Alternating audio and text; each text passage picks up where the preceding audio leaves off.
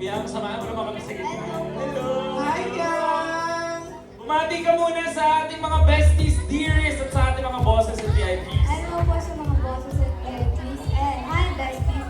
Ang daming piyang ha.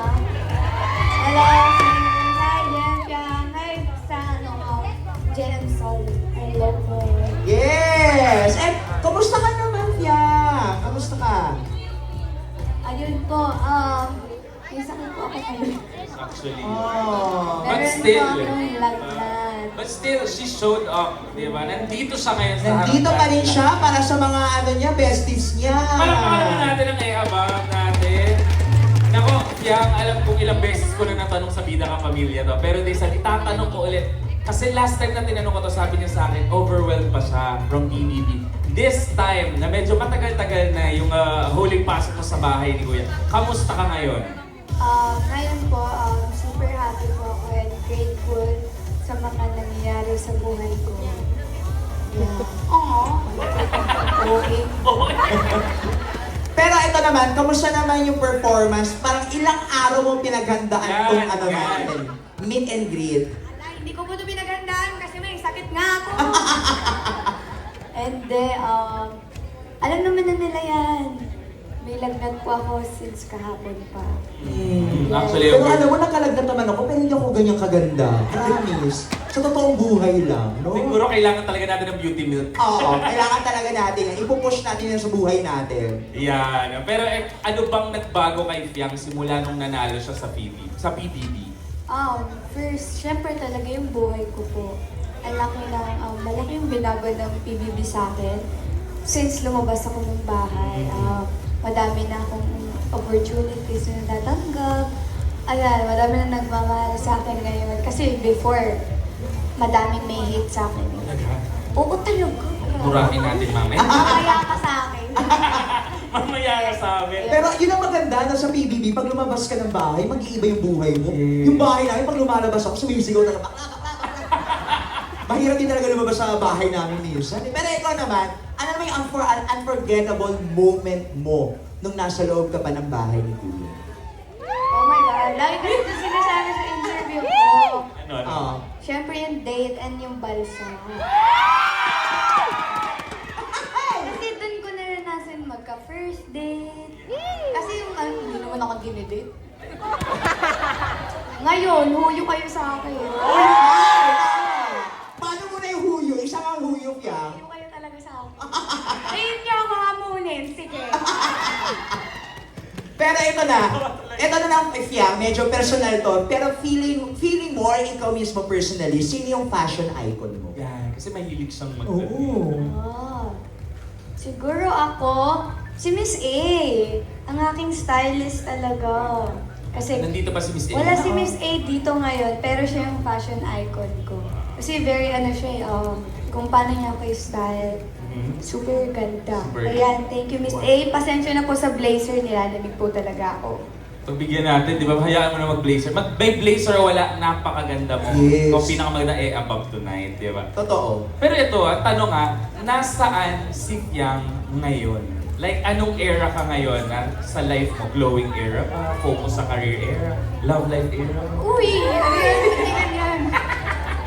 Hindi, syempre nasa glowing era po tayo. Focus sa career. Yeah!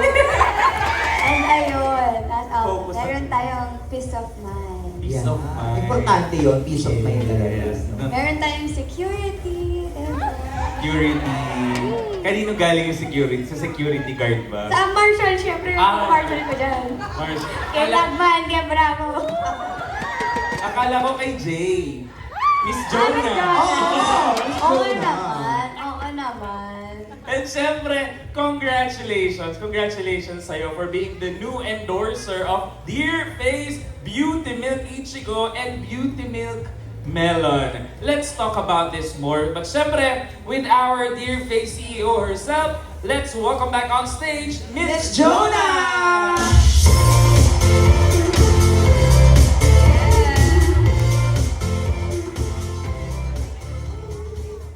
Ang gaganda naman, Diyos ko, nagmukha akong basura doon sa dalawang babaeng katabi ko. Partida naligo pa si Ai. Oo, 2 days ako naligo, binabad ko na to ha. Ito lang pinahalatan. Pero anyway, Miss Jonah, kamusta po kayo? Yeah, parang masakit na din. Yeah, Uso. Uso ngayon talaga yung sabi ko nga kay Fiang, very professional si Fiang. Kaya super love namin talaga si Fiang. Kasi first time namin nag-meet talaga doon sa shoot namin. And talaga kahit gaano katagal natapos, ginabi kami eh. Walang reklamo, wala kang makikita. At ang saya ng lahat kasi siya talaga yung sobrang masayahin. So, sabi ko nga sa mga endorsers namin, isa si Fiang talaga sa napaka-professional. Wow, palakpakan natin. Grabe. Nilalagyan talaga siya guys, kung hihipuin niyo siya. Seryoso. Yan yung makakala yung joke time to, hindi ako nagjo-joke ha. Di ba? Sasabihin nyo, eme to. Totoo po, si Fiang. Walang joke dito, walang kahit anong anything. Pero excited po ba kayo tonight sa ating event? Sobra! Kasi alam mo, aside kay Fiang, meron pa tayong isang i-welcome. Oh my G! Ako na yun eh, ako na. Kayo po Hindi pala. mag-expect. Hindi, pero also, grateful ako sa lahat na pumunta, sa mga fans ni Fiang, sa fans ni JM. Sobrang grateful ko kasi meron dito Fiang kanina, kasi nagtanong ako, 8 AM pa lang nandito na sila. Grabe. Ganun ka nila kamahal. At galing mo sila sa ibang ibang dimensyon. Yeah. Para lang makasama ka. Yeah. Yeah. Grabe yung effort at love nila sa'yo, no? Kaya naman, Kevin. Yes, ano po bang pakiramdam nyo na now we have this event to celebrate the collaboration of Fiang and Your Face? Ako, I'm really grateful. I'm really happy seeing in flesh yung mga fans ni Fiang and also si Fiang. And this is actually one of the things na we can do with Fiang. Kasi si Fiang talaga isa sa mga endorsers namin na sobrang bait. And whatever blessing she is receiving right now, it's because she is professional, she is kind, she is a true, talaga, real person talaga eh. O, diba? Kagaling ka na niya. How about naman Fiang? Oo, ikaw, Fiang. Kamusta naman yung collab with Miss Jonah at Dear Face? Ayan, ito po talaga yung inaabangan ko eh. Kung hindi yung, ito po talaga yung inaantay ko yung may collaboration ako with Dear Face. Kasi nga, even before pa po, hindi pa ako nag-PPBB talaga, swear, mamatay. May sakit ka. Oo, wag. Then, totoo. Swear to God. Oh. Before pa ako mag-PBB na, kay Sir Manix pa ako noon. Yes. Hello, Sir Manny! We love you. Andiyan na si B. Yeah. Happy birthday! Happy birthday! Ayan. Even before, iniinom ko talaga siya, lalo yung bello. And this time, face ka na ng iniinom mo before. Diba? Imagine, no? Grabe yun. Pero ito naman, to Miss Jonah po, how was your experience po working with Fiang? Ano talaga siya, hindi yung, sabi ko nga, isa siya sa mga endorsers talaga na sobrang professional niya and sobrang saya ng buong set because of her. Actually, nung una namin kita, nagulat ako. Kasi, ay, ganito pala talaga si Fiang. Oo, bigla siyang bumidila, bigla siyang okay. Kung ano yung nakikita niyo sa TV, siya yun talaga in real life. Ano po bang favorite moment nyo? Like, meron po ba kayong masashare sa amin na isang pangyayari nung shoot na talagang hindi nyo malimutan and na-enjoy nyo kasama si Fiang? Yung mismong shoot, nasa stage kami na parang awarding, ganyan. Tapos, ang galing niya kasi, well, galing siya sa PBB, no? So, before, hindi naman talaga siya artista. Pero ang galing niya, like 1 take, 2 takes, ganyan. Medyo. Sa akin, 100 takes eh. Sanay na sanay si Sanay Fiang. na agad, no? Oo, sanay siya. Oo, magaling talaga. Hindi na pala kailangan ng acting workshop dito. Kaya, Well-trained na. Nakakatawa. Napanood naman natin kanina sa ABB, di ba? Nakakatawa rin talaga. Pero Fiang, ikaw naman, anong favorite moment mo nung shoot nyo ni Miss Jonah? Siguro po, yung pag-inom ko ng beauty milk. Bakit? Bakit? Di ba meron ako doon with your inom? Nakailang baso po talaga ako kasi ininom ko talaga. Ang sarap. Kaya pala glowy ka pa rin. Yes. Hanggang ngayon glowy pa rin si Fiang. Ito naman, to Fiang, follow-up question ko lang, to Miss Fiang. Ano yung mas favorite mo? Dear Face Beauty Milk Ichigo or Yan. Beauty Milk Melon? And why? Okay. Sa akin po, pareho. Kasi even before na, iniinom ko sila. And pareho silang masarap. Pareho din silang may benefits na makakatulong sa beauty mo. Of course, meron siyang pampaglow and yung mga colorete sa face, matatanggal nila yan. kailangan consistent lang. Wow. Ako kasi iba yung ininom ko kaya naging ganito. Ano sabi sa'yo eh? Oo, dapat pala beauty milk talaga tsaka ano. Hingi tayo kay Miss Jonah Yes. Yes. Ang masarap yung melon yung natikman ko na. Yes. So, eto po, kay Miss Jonah naman po, para sa ating mga besties na nandito ngayon, hindi pa nakakatikim ng Dear Face Beauty Milk Ichigo and Beauty Milk Melon natin, ano po ba yung kagandahan or benefits na sinasabi ni Fiang? Oo. So, si Beauty Milk Melon, nakakapagpa-sexy siya talaga. So, nakakapag-burn siya ng fat, suppress ng cravings. Aside from that, sobrang taas ng collagen niya. Kaya sa mga aging moms natin dito, or sa mga kahit like 20 years old and above, kasi nagdi-deplete yung collagen natin through time. So, it's very important talaga to drink collagen. Tapos yung strawberry Ichigo naman, Beauty Milk Ichigo or strawberry natin, is potent whitening. Pumuputi yung... So talagang hindi siya yung puting, puting glowing siya talaga.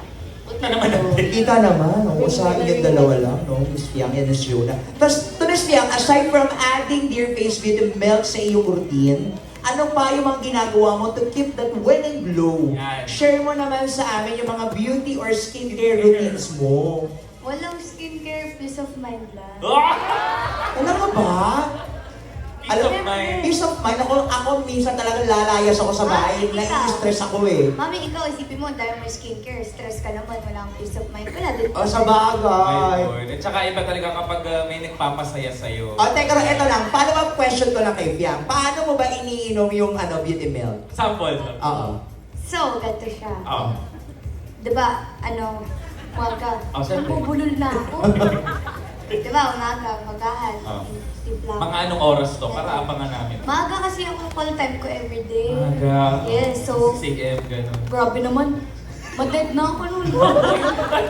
And may sometimes gano'n. Okay. Pero pagka umagahan, nagtitimpla ko ng melon. And then after kong kumain, yun yung parang water ko. Ayun yung water sa umaga. Ako kasi red horse agad eh. Hoy! Kaya tanghali pa na may hangover na ako. Walang peace of mind, no? Now, same question po to Miss Jonah naman po. Kitang-kita naman po talaga sa inyo yung glowing. Sobrang glowing naman. Di ba glowing si Miss Jonah? Oh. Isang A nga. Oh, di ba? Diba? Ano naman po ang beauty tips ninyo for everyone here today sa mga Gen Z besties and dearies natin? I think, for me talagang complete hours of sleep. At saka tamang supplement. Kasi